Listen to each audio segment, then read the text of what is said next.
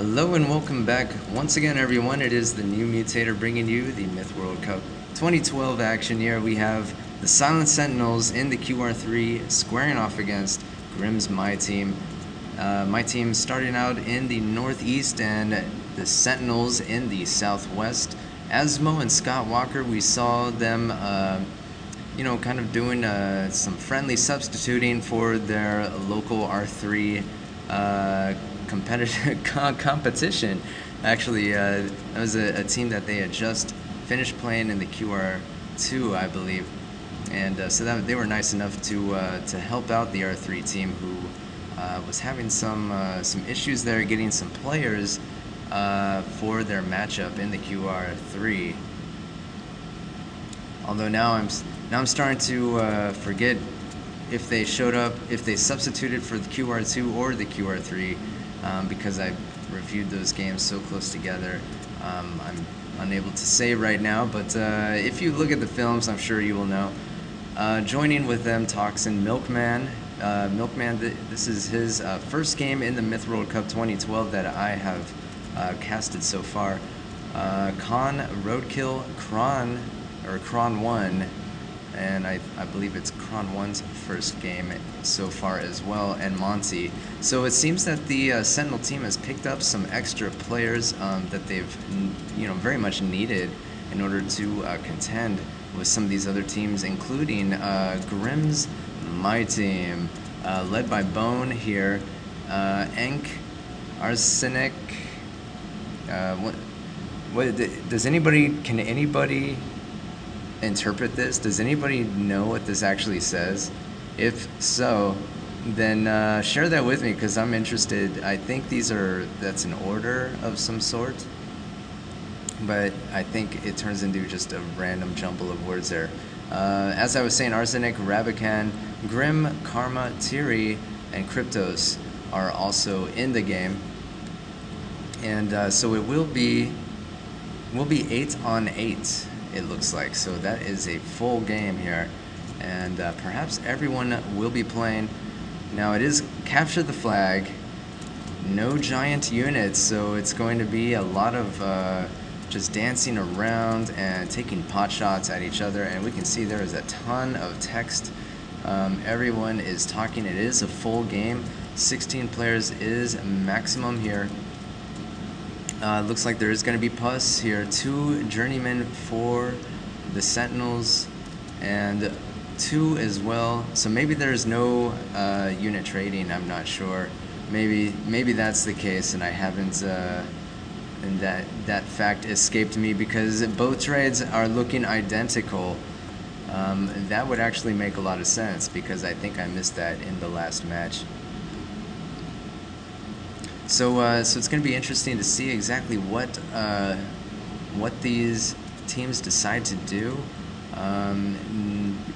because of the fact that they have a full 8 players on their team. I'm interested to see exactly how they split that up. Let's even take a look here. It looks like the Sentinels are having a hard time handing out units to everybody. Toxin is still sitting without any units, and the game has already begun. I'm not sure if he's sitting this one out because, to sit it out, or if he's just hasn't been handed units. And my guess is he's actually AFK, or away from keyboard, for those who are not in the know. So up here we have the My Team lines being drawn in the sand, and they're going to be trying to push back the Sentinels here. Milkman doing some blocking and just letting his warrior die there. And it looks like some units are lost by Milkman in the end. So kind of not a too terribly great showing so far for Milkman on the in the QR3 here.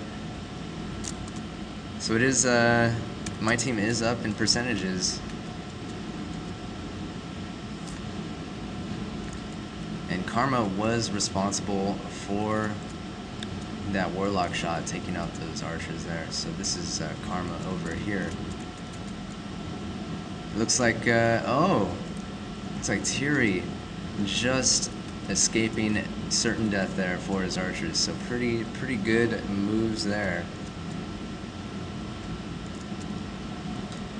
And let's blow up the map a little bit and see what's happening here. It looks like another Warlock shot goes off. It's Monty, and unable to hit anything. And Karma, once again. So this is kind of typical for this this particular unit composition, mesh, I should say. These kinds of battle lines being drawn in these ranged battles where the melee kind of runs in and out, and the goals with the pus, you know, kind of running in, skirmishing, throwing the pus, and then, you know, kind of leading the way. We'll see if Thierry's Warlock is going to come in there, but, you know, Kron 1 kind of inhibiting those, so a nice block shot there by Enk, taking out that that fireball before it hit his mortar dwarf, so that these archers were able to clean up the archers mid there. So 84% for the Sentinels to 93% for my team. It's not looking that great for the Sentinels so far.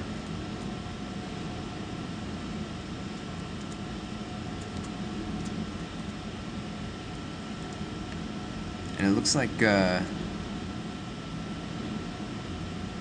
they're gonna trade goals here, and that's what ends up happening.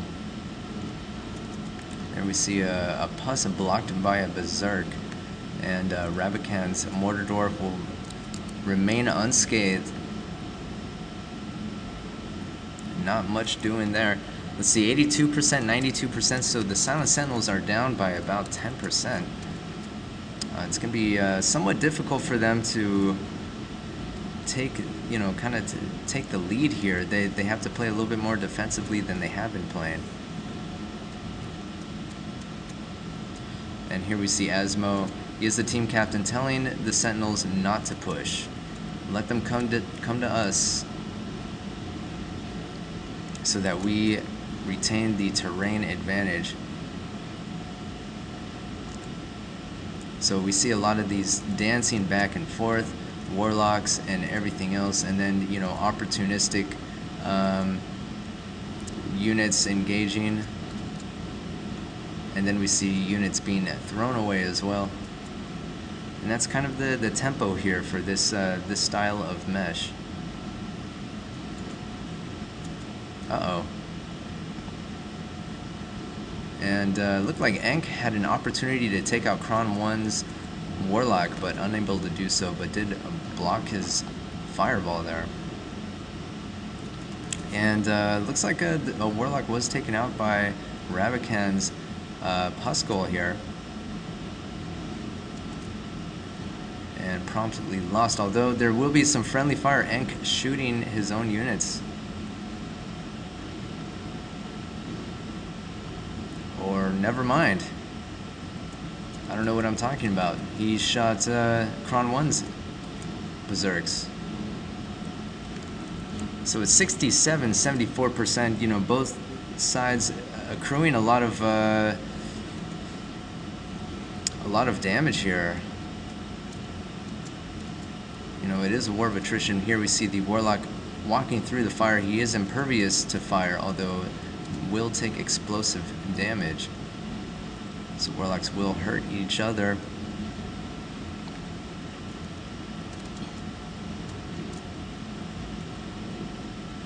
And here we have Rabican living up to his kind of the perception of him as being a drunk player. Says he's going to drink tequila this game. I think that's what he's trying to say. Not what? G-unit of light sort? Not sure exactly what he's trying to say there. Here we have some engaging warriors, or I'm sorry, berserks backing off, and Thierry trying to draw in this melee for kill here. Monty is going to wisely block that with a single warrior. And try to keep keep away. Now, a flag was contested just now, but neither flag is really in any danger of being taken, at least right now. It is 60%, 65%, so the Sentinel's doing a fairly good job in playing defensively and kind of retaliating there and closing up that percentage gap. And I have to apologize for the jerkiness of my camera. I guess my CPU is not what it used to be, so doing the best I can here, but that's unwatchable. I apologize, but you know, it's the best I can do under these circumstances, so whatever. Then we saw a goal disappear, and it's 58%, 64%. So maybe that gap will widen once again. Ravikant, some more nonsense coming out of his mouth here. I dead phone? What are you saying? Okay, apparently Ravikant is dead. He has 2% remaining, so he's not dead, but I guess he got killed. I don't know.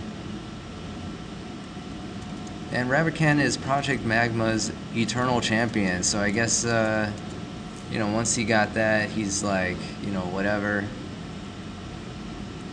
And then just, you know, stopped caring at that point.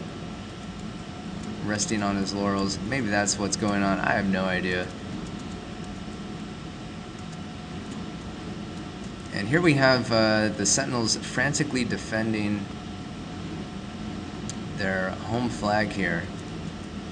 And, you know, Thierry is knocking on their door, Arsenic with him there.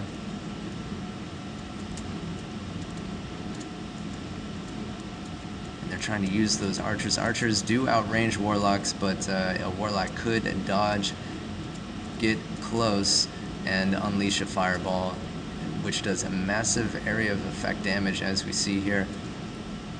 And I did mention that it takes a while for their mana to regenerate. There we go.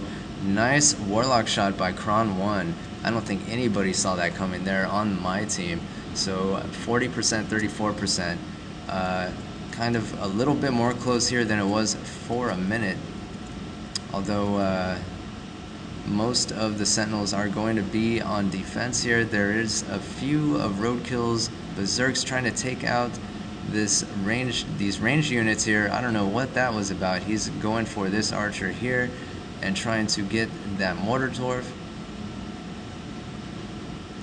But he will succeed in getting at least one archer.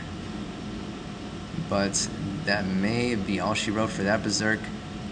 So that might be all he's able to get from Cryptos here.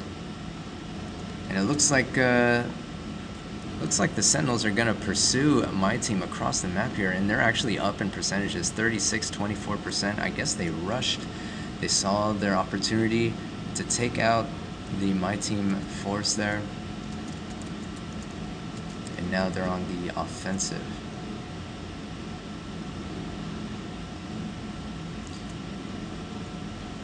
Just keeping the pressure on the my team force. There we see a journeyman healing a Berserk, trying to get him in full health, trying to keep the army strength at as robust as possible for the inevitable engagement, because that warlock is not slowing down.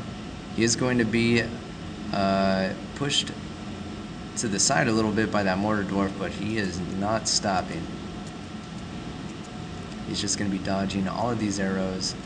These archers trying to do as much damage as possible and slow that leisurely jaunt to the flag here. Nice block there by Cryptos, whose mortar dwarf survives. Interestingly enough, a little bit of friendly fire there by Kron1, taking out his archer. But it is very close.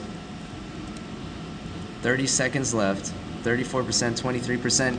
We're going to see roadkill. And he's able to draw the friendly fire. That was not very good. I think that was friendly fire. Actually, I don't know what that was. That was Scott Walker. What am I saying? I don't know why I keep mixing up these teams. Honky able to land a nice mortar shot, and the flag will be taken at the last second for the Sentinel team. So I think boosting their ranks with those extra players did them a lot of good. They are going to take the first game in the QR3 against their matchup against my team, and we'll see. We'll look at some of these numbers and see who did, how well some of these players did. Bone was captaining. We saw him have some success as captain for my team. Thierry once again getting damage. Cryptos actually did a fairly good job protecting his force and getting damage as well. And the rest of the team did okay, but not that great. Actually, not getting very much damage at all. And poor Rabican, only 26 damage there. But still managing to get positive ratios somehow. Not quite sure how he did that. Asmo with a lot of negative damage. I guess I'm not exactly sure how he managed to do that. Maybe, well, obviously he healed the whites in the beginning, but I'm not sure if he accidentally shot his own team with a mortar dwarf or what. I didn't quite see what happened there, but Kron won with that amazing log shot to save the home flag, basically destroying Thierry on that push there, netting damage for the Sentinels, 189. Excellent work there. And Roadkill doing, really well with ratios, 11 and 5, 96 damage for him. So pretty good effort there. It looked like my team was going to take the game, and with some last-minute repositioning, the Sentinels were able to prevail. So they are up 1-0, and we're going to go ahead and move into the second game.